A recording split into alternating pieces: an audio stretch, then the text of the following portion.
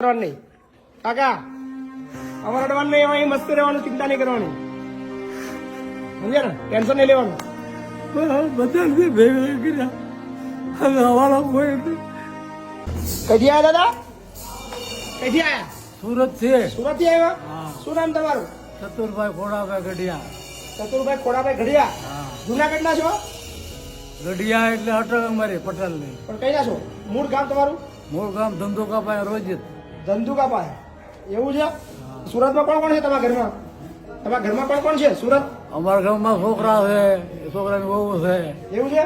અમારા ઘરના નથી વે વરે. અચ્છા, એટલે અહીંયા રહેવા આવ્યા? આ રહેવા આવ્યા. કેમ રહેવા આવ્યા? ઘરના લોકો શું કહે છે?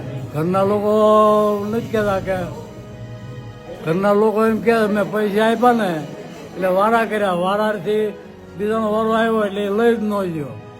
એટલે વારા પડ્યા છે તમારા? હા. કેવા વારા પડ્યા તમારા? એટલે વારા એટલે જમવાના રહેવાના જમવાના રહેવાના વારા? વારા કેવી રીતે કેવા વારા એમ સમજાવો થોડું. 6 મહિના રહેવાના વારા પડ્યા હતા. 6 મહિના બીજા છોકરાને ઘેર? 6 મહિના નાના ભેગો રહ્યો. હા. 6 મહિના પછી નાનો કે તમે મોટા ભેગો જાઓ. અચ્છા, મોટા ભેગા? હા જાઓ એમ. હા. પછી? મેં કીધું ઈ મને ફોન કરે તો હું જાઉં, કાં લઈ જાય તો જાઉં. બરાબર. એકલા કેમ ન જઈએ? જે લઈ જ ન ગયો એટલે લઈ જ ન ગયો. પછી હું ગયો આશ્રમમાં. બરાબર.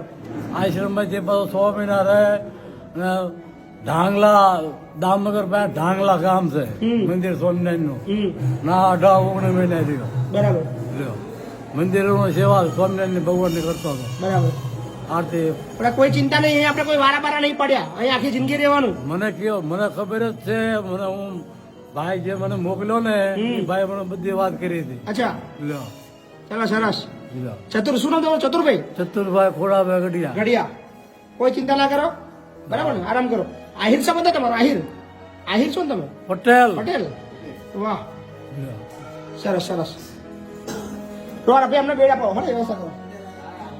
હા, શું કીધું કેટલા? 25 લાખ રૂપિયા આપ્યા ને. તમે આપ્યા છોકરાઓ? હા. 25 લાખ? 25 ત્રણે ને. તને ને 75 લાખ આલ્યા? હા. આટલા બધા પૈસા ક્યાંથી આવ્યા તમારે? મારી પાસે મકાન હતું. અચ્છા. મકાન સુરતમાં વેચી દીધું. અચ્છા. સુરતમાં એ 3 માળનું મકાન હતું. અચ્છા. તે 2 માળમાં હેઠ ઉપર 2 મોટા રહેતા હતા. તે ગેસ ને લાઈન લેવામાં બાજ્યા. પછી એવડા ભેગું હાલે એવું નતું. પછી સમજૂતી કરીને વેચી દીધું. 3 લાખ રૂપિયા આપ્યા. તમારે કેટલા રાખ્યા? તમારે રાખ્યા નહીં પૈસા? મેં રાખ્યા હતા 1.5 લાખ રૂપિયા. ખાલી 1.5 લાખ? હા. પણ આપણે કીધું પૈસા શું કરવા? 3 છોકરાઓ છે ને શું કરવા આપણે? ભાઈ પૈસા શું કરવા છે? બરાબર. આ પૈસા જ કાઢ્યો મને. બાપરે બાપરે. આ ત્રણેય મકાન લઈ લીધા? ત્રણેય નવા પોતાના મકાન લીધા. હા. પણ એ બધા માગી ખાવાના લીધા છે. એવું છે? 30,000 રૂપિયા મહિને હપ્તો આવે છે. અચ્છા. 30,000 કમાય છે. 30,000 નો હપ્તો આવે છે. એકને 25,000 નો હપ્તો આવે છે. એ 15,000 કમાય છે. મહિને બધા 10, 15, 20 રૂપિયા ખાવાના. બરાબર. એટલે એ દશા આવી છે. તમે એકલા એ ત્રણના આટલા બધા પૈસા આલ્યા, ત્રણ ભેગા થઈને તમને પાલી શકતા નહીં. હા. બહુ ખરાબ વસ્તુ. પણ ચિંતા કરવાની, એવું બધું ભૂલી જાવ એમને. અહીંયા મોજ કરો આરામથી, બરાબર? કોઈ ચિંતા કરવાની નહીં. કાકા અમારે અડવાનું નહીં, અહીં મસ્ત રહેવાનું, ચિંતા નહીં કરવાની, સમજ્યા ને? ટેન્શન નહીં લેવાનું. બધા ભેગા કર્યા હવે અમારા